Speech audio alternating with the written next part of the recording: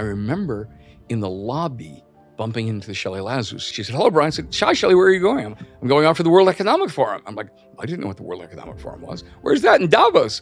Oh, have a good time. And I went back to the World Economic Forum. I'm like, the heads of state, the leaders of the world all go to Davos, Switzerland to talk for a week about the future. I'm like, wow, I want to go there. You're either a step ahead of the culture or you're 16 steps behind. If you're not ahead of it, you are sliding fast. I loved it when we did Spotify, we weren't well known, or we did Dropbox and people attacked Dropbox. They attacked MailChimp because, wow, maybe they're right. Yeah. I like it when people criticize. Otherwise, how are you going to learn? Otherwise, you're just in a house of mirrors. Mistakes, dumbass, stupid. I could not believe I made that mistake. You learn from it. Brian Collins, we have 45 minutes to get into a quick version of your life, who Collins 1.0 was and who Collins 2.0 is going to become, or perhaps is already. But before we get into that, I imagine the majority of whoever is listening to this knows who you are already. They know everywhere you've come from, what you've created, the brands that you've transformed, and the businesses that you've changed. But I want to quickly go back and get an understanding of talent, because this is called Untalented. And I want to know who the first person was that made you feel like you had talent.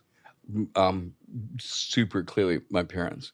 I grew up in a community, in a town, and in a family that loved the arts, loved music, loved theater, loved opera, loved all of it.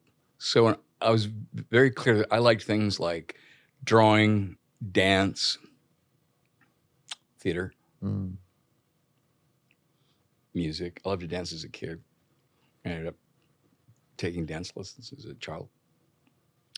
My parents and my family and my aunts encouraged that. In fact, to the point where I was as a child, I think, I became a sissy by conviction because I wanted to be different. I remember going into the 5th grade and I remember watching, I loved Fred Astaire musicals, and I loved MGM musicals from the 1930s and the 40s and the 50s. And I remember like seeing a scene with Fred Astaire and Ginger Rogers, and Fred Astaire or Cary Grant would wear like ascots, or they would wear like men would wear like they'd wear these super expressive neckerchiefs. And I remember going to my aunt, who was a seamstress. I said, could you make me one? So my first day of school in the 5th grade, I would show up with the big ascot. Wow. And I did. And the first day of school was like on a Thursday, and I went to Friday, and I saw my aunt that weekend.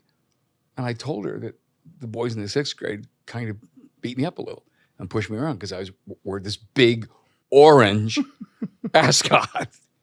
And she said to me, well, that doesn't make any sense. This is what we're doing. And she lived in Milton. She said, we drove into Boston, which is where there are these giant fabric stores. And she had her favorite, the owner of the store, she made him pull out all these giant bolts of fabric. So you remember, it's the 60s. And so there are these incredible colors like yellows and psychedelics and pinks and purples and oranges. And she said, select the colors you want. And she made me 5 more ascots. Wow.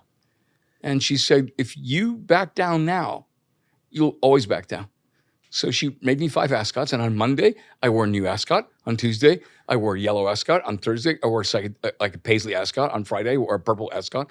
And anyway, I wore ascots Monday, Tuesday, Wednesday, Thursday, Friday. Here's the interesting thing. On Monday, the kids kind of pushed me around. On Tuesday, a couple of them pushed me around. On Thursday, they made jokes. So on Wednesday, they made jokes. On Thursday, they went, Friday, they ignored me. Wow. Okay. And so people ask me, why do I wear an orange hat? I wear an orange hat because when I was 10, I showed up in the 5th grade with an orange ascot. I have a picture. I have my 5th grade portrait because they took your portrait that day. Yeah. It's me. I'm standing there with a bright red shirt and an ascot going. And my aunt encouraged me. She said, do not back down because they don't like what you do. Do you like that? I'm like, I love it. Then we're going to make 5 more. I find this really, okay, Malcolm Gladwell, Outliers. There's this whole idea of early reinforcement, early confidence, the whole thing of like, why are basketball players the ones that are born in September, there's a correlation between, because when they were younger, they had early confidence to do that thing. Yeah. Like, how does that then translate? So you then, you become this person that has, and was that consistent, the confidence throughout teens into 20s, and then when you came into the professional world? Did that, because normally you hear this story curve of, I was told I was different when I was younger, I struggled, I then shied away when I became sexualized, 14, 15, I didn't know who I was. Throughout that time in your childhood into the commercial world, did you maintain, or did you waver that confidence? Once, but what's really interesting is when you're a kid and you realize that you think differently than other kids and you are different. Like, I would prefer to stay inside and read and write and draw and watch old musicals than go out and play. 10-year-old boys turn a game of kickball into blood sport. Like, I don't want anything to do with that. The girls made much more sense. They like to go on picnics, so I go with them on picnics. Girls made much more sense to me. And so you learn how to be alone with yourself.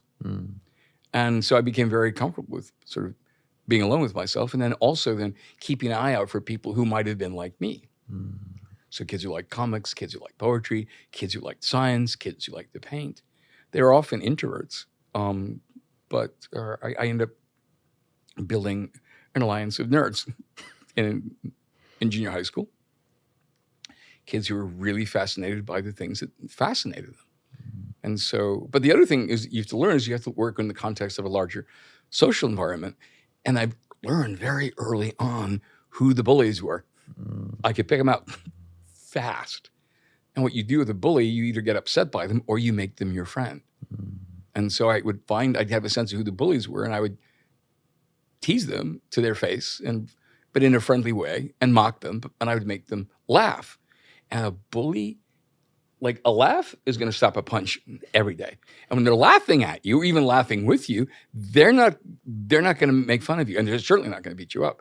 So I had no problem being an outsider. I never they didn't understand me. I'm like, they didn't understand me. Great. That meant I could be kind with them and then go off and do what I did. And then by the time you're in junior high school and high school, the kids who were the bullies or whoever they were figuring out their own stuff, and then I always created space for them, and in turn they created space for me. So I never felt like I was the artistic outsider. I'm like, no, it was and so the ultimate way for being both the insider and the outsider is I was curious about community. I was curious about how bigger communities operate. So I ran for class president, in a class of about 700 kids against the captain of the football team, the captain of the basketball team, the captain of the baseball team. Wow. And then, the head of the art club.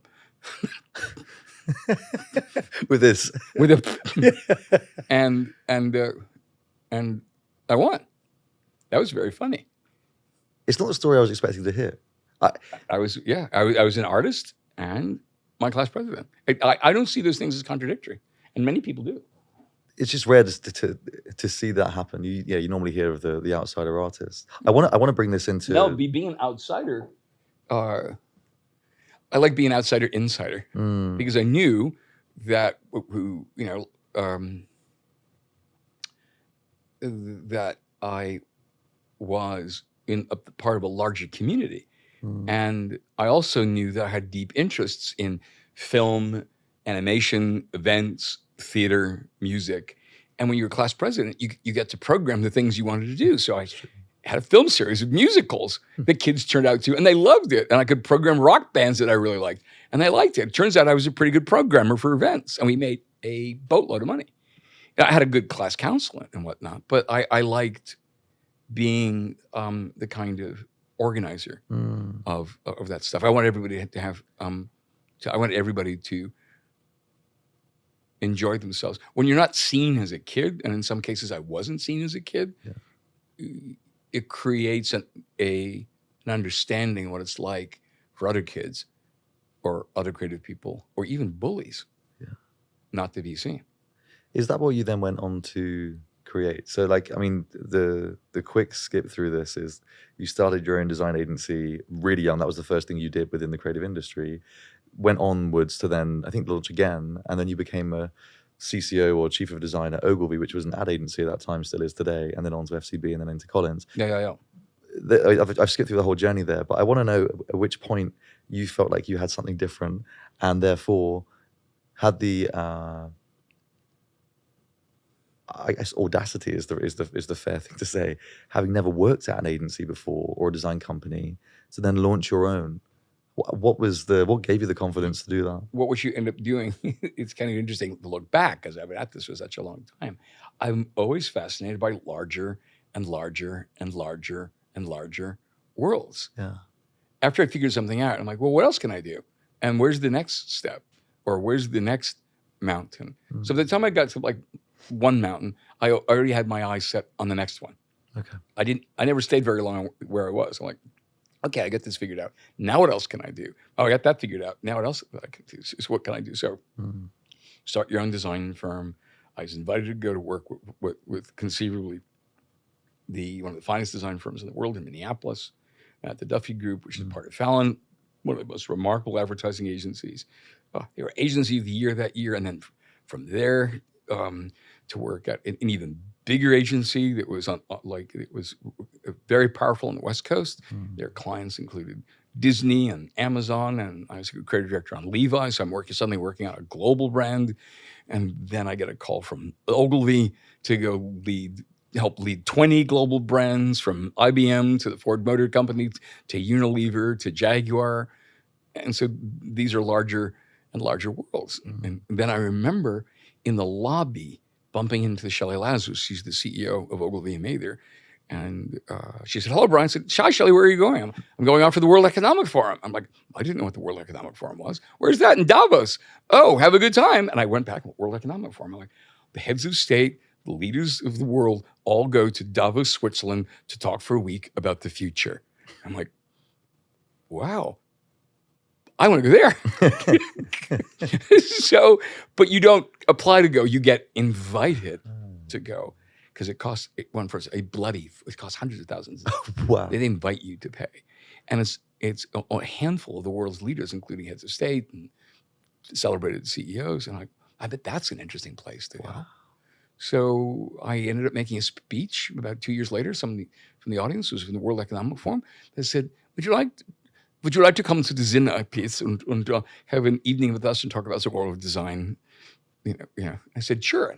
And I didn't mess up. And they said, we would like you to be our guest at the World Economic Forum. Would you like to come to Switzerland? But I went back and I went there about off and on for about a decade, talking about the power of design as an agent of change. This is before you launched Collins? No. Yeah, this is before I launched Collins. That's correct. Wow. So all of a sudden, I guess I'm always fascinated, but where else? Yeah. Where else are interesting conversations happening that could help shape design? Yeah. And it kind of tracked with the career that I had. I was first introduced to, my family called it commercial art. My neighbor, who was an architect, introduced me to the term graphic design. And he worked for Walter Gropius, the founder of the Bauhaus. Then by the time I get to college, I'm studying communications design because it was all about communications. Then by the 80s, it's called corporate identity. And then by the 90s, it's called brand identity. And then certainly within the last 20 years, it's been called branding. So all of these expansive expressions all incorporate what came before. Like graphic design is clearly a part of branding, as communication sign, corporate identity, brand identity, right? So my area of my profession expanded, its understanding of itself, my career also sort of evolved in larger ways. And I always thought that was interesting. So it's always been fascinating to me. I'm like, well, where else can we go? Yeah. What else can we do? I had no interest in staying in my studio in Boston, I made a logo, I made another logo. I'm like, people love that. And I admire people who do that. But I did that for about a year. I'm like, okay, what else can I do? So I was always more fascinated by larger and larger questions. I want to ask you, I was with someone yesterday who said... and by the way, I still do like making... Still logos. Well, logos. I mean, yeah. I can imagine. But in much larger contexts. I was with Nick Law yesterday. Yeah, I love Nick. Who said He's worked with 3 designers that he will always say, I mean, I think best designer he's ever worked with. Johnny Ive, a chap called Virgilio, and then the third one was Brian Collins. Nick's worked with millions of designers. Nick has to get out more.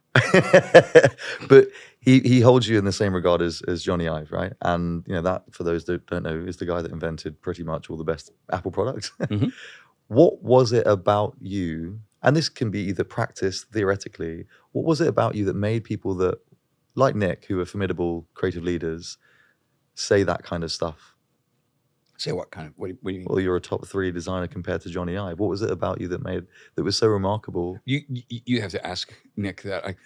I think Nick is being generous, but I really like Johnny. The first time I met Johnny, we were looking at a project I was doing. I flipped open my laptop and there was a scratch on the surface, and it was an Apple laptop. And I said, "Oh, I'm sorry." And Johnny turns to me and goes, "No, I'm sorry." That is incredible. Isn't that great? So like, he said I should have designed it, so I didn't do that. What was interesting for me is I'm really fascinated. You know, so I've looked back across all of that time, right? I think Nick and I will have this in common because I think the world of Nick Law. And I think Nick and I have this in common, which is, what's the biggest question we can answer with the puzzle that we have in front of us? Like whenever we get an assignment, is what's the largest thing that we can do here? And what I realized, whether it's my evolution from graphic design to communication design to communication or to communication design to corporate identity to branding and all of those things, I went back and I looked at what is it that we're really doing in all of those disciplines, right? And we realized what we're really doing, which is the conversation that we want to make about where Collins is now going. Our real value isn't in branding. Our real value is in driving transformation. So creating change. Brands and organizations and companies, even people, you're either a step ahead of the culture or you're 16 steps behind. If you're not ahead of it, you are sliding fast. Yeah. And culture changes so quickly that companies have to keep pace or keep ahead, actually. So if you're not ahead, you're way behind. So companies, therefore, are not just branding and organizing and making things constant, but you have to be in a place where you're constantly transforming. So we realized the things that we've been doing, whether it was for Spotify or Twitch or MailChimp or Dropbox or more recent work with Bose or Disney, we're actually getting those companies to understand that design is an agent of change. And the purpose of design is to help you imagine, to create a better future, and then use all the skills of design and increasingly other things like finance, financial analysis, portfolio management, management consulting to help your company get to that future as quickly as possible. So that's been the shift from branding, which is dramatically changing. I mean, now all the agencies are jumping in that game. And now AI is jumping in that game, and consultancies or management consultants are jumping in the branding game. That game has got to change. And I'll let those guys figure out what they're going to do. We are moving, and we took dynamite to the old company and blew it up. So we are hell-bent on working with companies who need to change. I want to pause on this because that's massive to say dynamite to the old company. I mean, this is the company that literally branded Robin Hood. I mean, like there's so many incredible branding projects that Collins has done. I mean, the thing I fell in love with is your new line, or maybe it's an old line, I'm not sure, but I came across it in Cannes. It's a new line. Making your future so irresistible it becomes inevitable. I fucking love that. I think that's incredible. Sometimes I think design companies can get a bit of stick, as we'd say in the UK, for saying things that don't make granular sense. Saying agents of change or saying, transformation, that can get lost in so many other companies in the way that they would describe that. How does a client arrive at Collins? How do they know that it's the time to go to Collins and say... Yeah, I'm not blowing up the company. The company is there. The company's doing well, and we're thriving, thank goodness. And fortunately, we have so much more business. We turn down most of the things, or a lot of things that come our way. company's thriving. What I'm saying is we had to blow up a lot of the 20th century thinking tools Yeah. that were no longer services in the 21st century. We're dealing with new order problems. We have to have new order thinking. Form follows function, less is more, problem solving. Those are all terms, some of them from the 19th century. And as if there's gravity. We're not in the problem solving business. We're in the problem seeking business. Form doesn't follow function. Form follows fantasy. Facts are interesting, but imagination creates possibilities. So the words we use either expand possibilities or they limit them. And I'm interested in language to expand possibilities because the future's changing and moving so rapidly.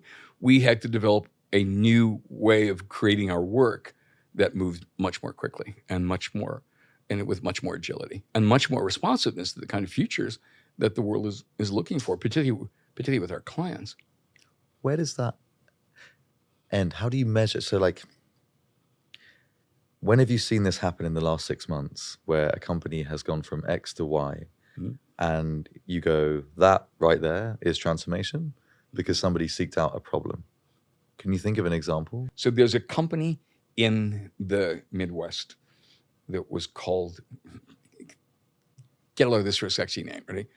Therma Holdings. Boy. Sounds hot. Therma Holdings. Their boring name hid a remarkable wrench-turning company that does bathing, heating, air conditioning, plumbing, energy, the kinds of things you need to make sure your business isn't burning money through the misuse of energy. So you incredibly complex heating and air conditioning systems. They had a series of companies they had purchased all around North America that were best of breed. These are wrench-turning businesses, not particularly sexy in a world of e-commerce, right? Or in e-business. What we recognized in the process of making companies more efficient using energy, they were actually making zero carbon buildings. What people don't realize is the amount of carbon that's put into the atmosphere, it isn't automobiles, it's architecture and buildings. That's where all the carbon is coming from. Not all, the vast majority of it. So you can control the amount of energy that a building puts off. You can really solve the world's carbon problems. Jesus. And what we realized, and what they realized, is you're the answer that the world is looking for, but you're not telling the story, and you're not aggregating your business, and you're not aggregating your services in a way that tells that story. And so instead of saving energy, what we were about was amplifying efficiency. What we know how to do is crazily amplify the energy efficiency of your building. And that changed. And they had these collection of incredible wrench-turning companies all over the United States. And we branded them as Legence, or a legion of companies that is creating a new, more energy-efficient future. Wow. And the company took off. New name, new strategy, new vision for the future. What I like about that is that you and by the way, the logo was a result of that reimagination of the future. Yeah. We didn't do the logo first. We figured out, what does the future need? It's pretty simple. We do something extraordinary. Yeah. The world needs this. How is it that what we do can be aggregated, organized with a story to answer what the world is needing? And so they've done the first zero carbon hospital. They've done the first zero carbon airport. And so they're off to the races. Wow. And so that's what's interesting. That's transformation. Yeah. And it's and the logo's pretty cool too. Yeah. But for us to be able to work, that's the true big view, in my view, of design, which is design as a lever for not what we make, but what we help make possible. Yeah. This is what you were saying when we had the LinkedIn debate about ad agencies creating design departments, and how reductive that statement in itself is. Well, they call them studios. Right. And the minute they call them studios, then you know they're exotic menials making something look better. Yeah. That's fine. There's a need for that in advertising agencies. I've worked in really good ones. Yeah. And they all have production studios. But that's only one. That's the craft and design. And that's important because everything has to be well crafted. But advertising agencies will generally mess that up because that's what they think design. Then think of it as fussy art direction instead of, a plan to make a better future. I want to go back to Collins in what you've discovered. The word community comes up a lot. Yeah. What did you discover to make you think, actually, hold on, we could be doing something very different here? What was that? Well, each of those communities that I was in, whether it was college studying graphic communication design or my own company that I started out of school or at Footcone, or then later at Ogilvy, which is thousands of people in their New York City, their global headquarters, an amazing agency. And then certainly then going to Davos, and all of a sudden you have thousands of the world's leaders in a town in Switzerland for a week. That those are different kinds of communities, all with an ambition to try to use whatever talents, ambition, resources, intelligence, connections, conversations that they can have to help make the world a better place. Yeah. And so what I began to realize is the kind of march that I had led from wearing a cap. Like, I'm not just gonna have one scarf, I'm gonna have 5, to wanting to, at 13 coming to New York and say, I'm gonna live there. It's kind of been a march, just like, and a march is left, right, and you wanna get somewhere, right? A march is really good for getting you across, difficult terrain in the middle of a battle, right? You have the soldiers, you gotta get them across no man's land, and you march. And I marched. I marched for much of my career. And what I began to realize is the things that I really enjoy in community, once you're in a community and you're having conversation, the march stops. And if you continue to do it, then you'll march right over all the really incredible things that could happen. That's what I was concerned about. When I went back to Cannes, and all I saw were people marching to this and marching to that and marching to this and blaring techno and blaring bad music. And just, it used to be an elegant conversation. Now it's just a blasting, screeching march. Yeah. And so my only metaphor is I'm not particularly interested in marches anymore. I'm interested in a waltz. And a waltz is really interesting, is because when you're, have you ever done ballroom dancing? No, Okay. I've been in a musical, but I've not done ballroom dancing. Okay. Well, I've danced. 2 points for you. But a waltz is great because when you're dancing with someone, you have to pay attention to them, you have to pay attention to the room, you have to listen to the music, and you're dancing. And the purpose of a waltz isn't to get you across a terrain. The purpose of a waltz is a waltz. The dance itself. The dance is the purpose. The purpose of a conversation is the conversation. Yeah. And you've been in great conversations where you've changed, right? Yeah. And you're really enjoying yourself. If someone has an agenda, does that feel like a really interesting conversation? No, it's not. You never know where a waltz is going to go. You do the waltz. And so I'm much more interested in the kinds of community making that can happen around the waltz, because you're in the conversation, so you can enjoy the conversation. If something comes out of it, great. If something doesn't come out of it, great. I like the almost stoic mentality there of like, this is a dance. Life is a dance. It is. And it's all a bit... I was about to plug my own brand in there, saying all a bit unknown. But it's the same thing. There's a reason in Cinderella why she falls in love with the prince in the dance, in a waltz. You fall in love with people. You just, with that music, particularly Strauss, the waltz was considered the height of European culture in Vienna. If you see pictures, you see paintings from this period. So if you take a camera and you look at what happens when people are waltzing, it's so elegant. And people fall in love with each other when they're dancing. So it spawns these interesting relationships. And that's what the community building, was for us when we did this stuff. It's one of the reasons why I'm so glad that you showed up at our place in Cannes. Cannes fine. Cannes has all those screeching pavilions that are yelling and blasting. That's fine. For them, I didn't want to participate in that anymore. And I remember the kind of conversations I used to have where you would meet somebody famous. Like I met John Haggerty sitting on a bench at the Crozet. No, actually at the Carlton Hotel. Yeah. I couldn't do that now. No. And kids who are in their 20s could never do that now, because Haggerty's out at an incredibly expensive hotel. It's 45 minutes out of town. And you can't get into the Carlton unless you have a room there. Rooms are thousands of dollars a night. You can't go anywhere unless you buy a ticket. Yeah. So if you're a kid, you don't have access to anybody. So I said, can we change that?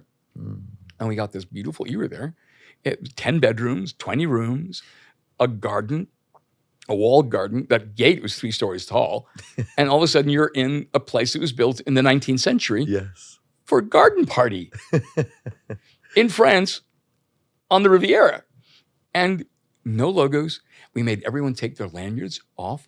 So you had to meet who people were. And you couldn't go, are you a senior? Yeah. So we forced people into conversations. And then people came Monday and Tuesday and Wednesday. And we had amazing people show up. What was interesting, by Tuesday, people said, hey, can I come back tomorrow? And they just hung out for breakfast, lunch, and then they stayed for the live music performances we had at night. And it got to the point where Ogilvy had called because they won Network of the Year. And they said, we heard your place is fantastic. Like a bunch of people have been there. I'm like, yeah. Can we have our agency party there? I'm like, I was an executive there. I'm like, of course. So, their people came and they had a giant pool party at Colin's house on like Saturday. Really? It was fantastic. Yeah. It was. I welcomed them in the house and then I went upstairs and I did Went to sleep. No, I was exhausted. But they had an incredible lunch and they had an incredible pool party. Wow. And they were dear friends. And they had rented this other, I think, fabulously expensive place. And they said, we heard your place is better. And it was. So I said, sure. Come on over. It wasn't just visually better or even like aesthetically. It was spiritually better. Like it was the most densely populated collection of human beings that were madly talented and diversely talented, but they all shared the same thing in common, which I think was naked curiosity. Everybody that you spoke to was interested in you. That's right. And it wasn't, we were saying earlier. And no lanyards. No lanyards. And you couldn't go. Oh, you're some junior vice president or you're CMO or. Yeah, Scott Galloway. How do I pronounce that? But that's what you felt, right? And you're there. And you felt, it sounds cheesy, seen, heard, but you felt as important as the next person. You should, well, because you are. Right. So I bumped into the president of DNAD, my friend Jack. She said, and she's Scottish. I'm not going to try to do a Scottish burr, but she said, there's these 2 young kids from Glasgow that are here. So what are they doing here? I'm like, I invited them, but they aren't well known. I'm like, that's why I invited them. I'm like, because they're emerging voices. I'm fascinated by gifted misfits. Yeah. All the time.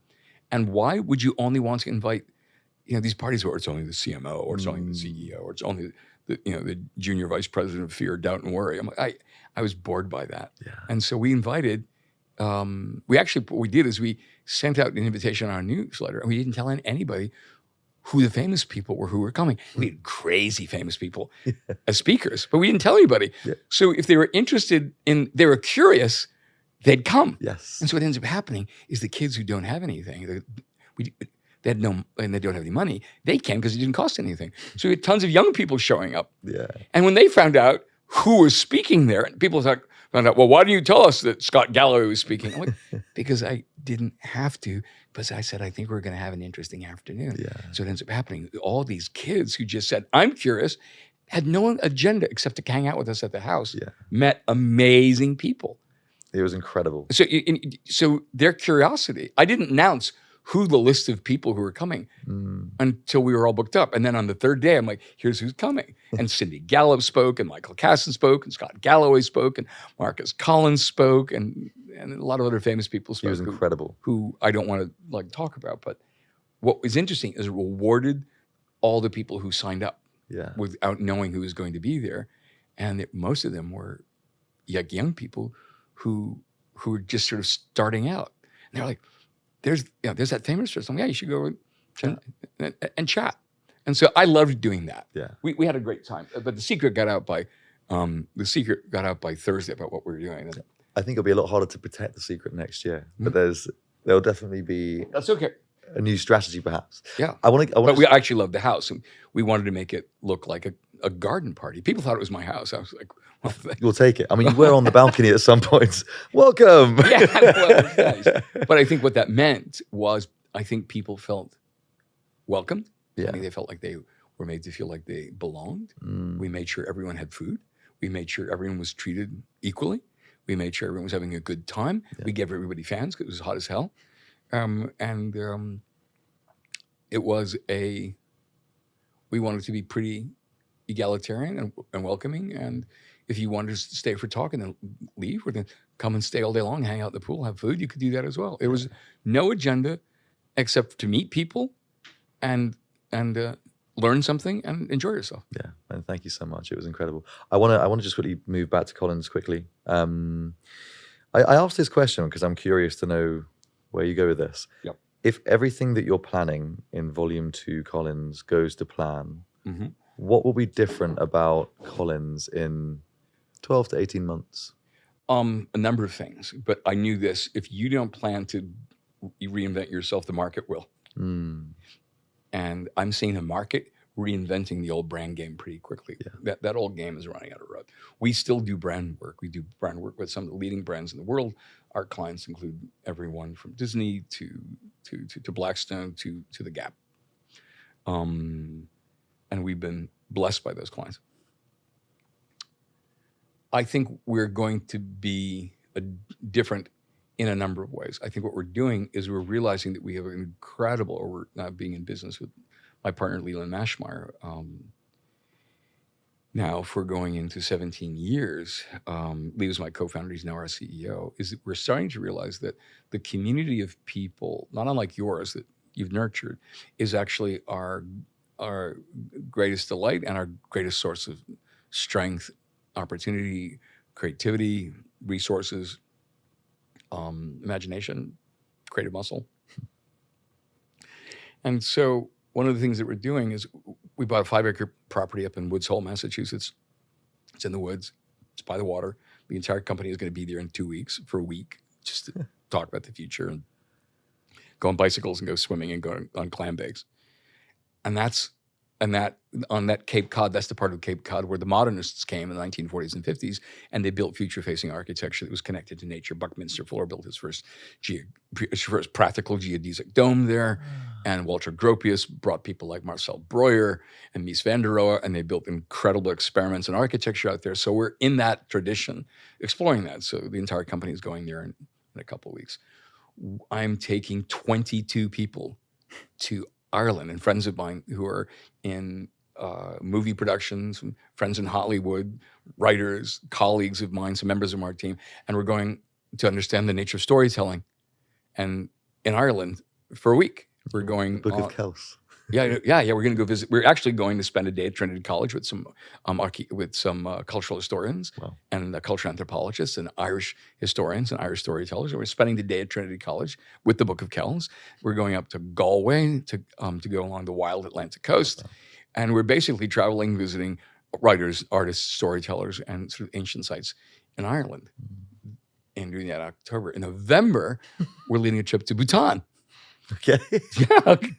Slightly. with our colleagues and people who are fascinated by history, philosophy, and religion and spirituality, and the incredible architecture and stories that come up from that part of the world. We're staying at Tiger's Nest. Have you know what Tiger's Nest is? Have you ever seen pictures of Bhutan about a monastery that's on the side of a cliff? Yeah. Yeah, that's where we're going. Really? Mm-hmm. This is like a lot of inspiration, like cultural density. Is everyone exposed to that? How does that work? Well, do you send it We'll back? bring our teams, we document it, we bring our clients with us, we bring our friends with us. So it's a constant conversation. And we'll go back to Bhutan, we'll go back to Ireland. So we're doing that. Then we're also doing these things that my team is running called Behind the Scenes. Yeah. Behind the Scenes, we do it in San Francisco, we do it in New York, and we get people to come. They have to give us 7-minute talk about something they fucked up. Something that was an abysmal failure. There's no video, no one can talk about it. Really? You can't tape it. What happens behind the scenes stays behind the scenes. I love that. And so people we heard some of the most amazing, famous product designers and graphic designers and creative people have said, this is where I really screwed up. And they talk about a failure and what they learned and how they have recovered, or how they didn't, and how and what they're learning. So that's we have maybe 8 or 9 speakers in an evening. We've had media people. We had one time a really well-known YouTube celebrity, crazy well-known YouTube celebrity, came in and he talked about something that was a disaster that he turned, how he flipped it into a really good Wow. story. I love But that. that's all quiet. And and if someone pulls out their phone, they get kicked out. And then they get go. Oh my God. You cannot. That's so good. Because what's ended up happening, so we do this, so we have this talk. It lasts for about an hour, and we have then beer or lemonade in the summer, and people stay and just talk for hours. Wow. And they just talk to each other. And we also, of course, we have a coffee house, which we do on Sundays. We open the door with some chewy coffee, donuts, bagels, croissants from all the bakeries around in Brooklyn. We open the door at about noon, and people just hang out until about 6. So what I'm hearing, like, you're creating moments of like creative transmission. Like, people can learn from each other, and like from any different parts of the world that you or they might find inspirational. Oh, by the way, I'd love to know what your fuck up story would have been. I wish I asked you that. They are legion. I have monetized my fuck ups. I am a walking collection of Band-Aids, string, tape, and fuck ups. This is why I surround myself with people who are really good. They do not fuck up, because I am a walking accident waiting to happen. Just keep me away from the matches. Yeah, I feel like Leland is definitely the opposite of the fuck up. I can't imagine. Leland's actually crazy, but he does a much better job of like presenting a more debonair finish. I see. Than I do, but I adore him. No, he's Apollo to my more Dionysian sensibilities. Yes. Yeah. The Dr. Marcus Collins, they say that when I spoke to Leland afterwards, wasn't he great? Lee was great. He was fucking incredible. Awesome. The way he hosted him was incredible. He was asking questions that my brain wouldn't have the IQ to ask, but I understood it. And the way they were talking was this really rare thing where they speak in a human way.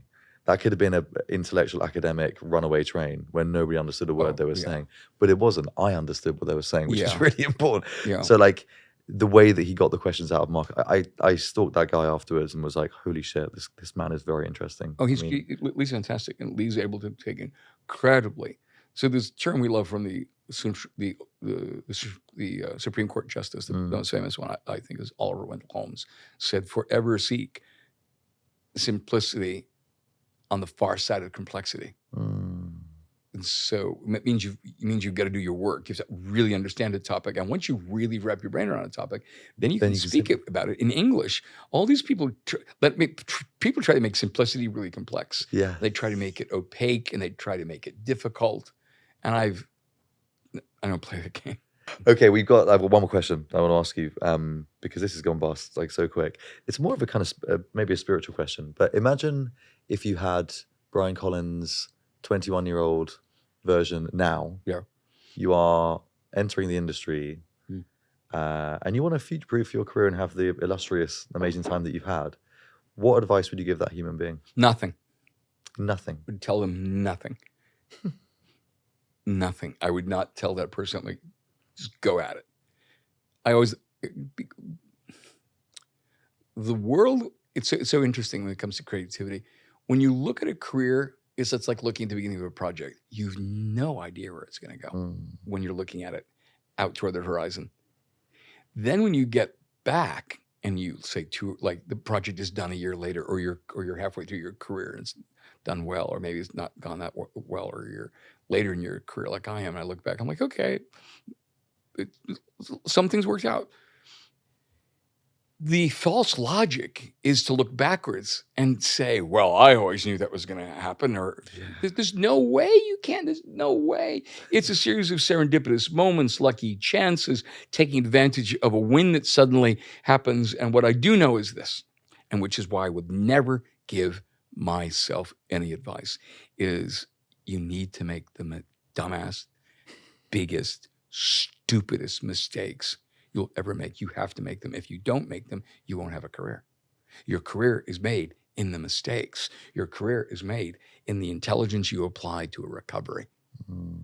That's where you learn. That's where you gain muscle mass. That's where your brain grows. That's where the synapses connect. Because if you don't get yourself out of a problem, your career's over.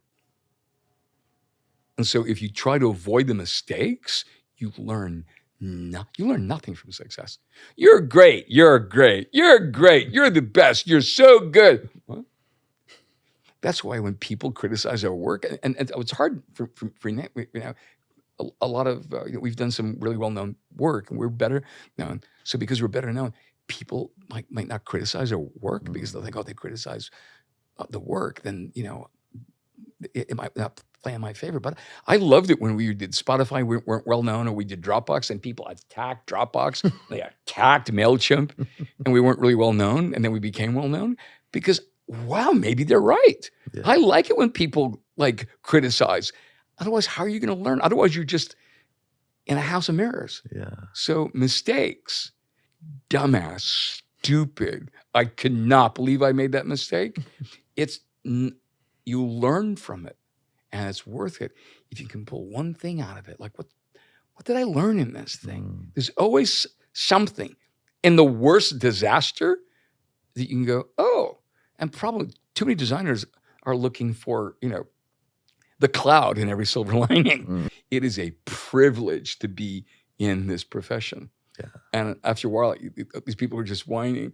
Oh, they didn't like my logo. Make another one. They didn't like that. Make another one. Jesus. Just get over yourself. So, so that's why I would never tell my 21-year-old self, like, every mistake you're going to make, you have to make it. The mistake is to think it's horrible. Mistake would be not to get back up. That's the mistake. Wow. This has been way more than I was expecting. I'm so sorry. No. You have to get out more. No, but genuine, Brian, like you mentioned the word privilege. This has been a genuine privilege to just sit with you and talk. Like, honestly, your brain is... Well, you have to come to Cannes next year. Well, we're going to have to... And hang out at the house and have some food and hang out with some famous people who I'm not going to mention who they are because I dropped names. I heard Taylor Swift's coming. My crew will have to follow up on me with a dustpan and broom as I drop the names. But we're not going to do it. But I'll tell you, they're going to.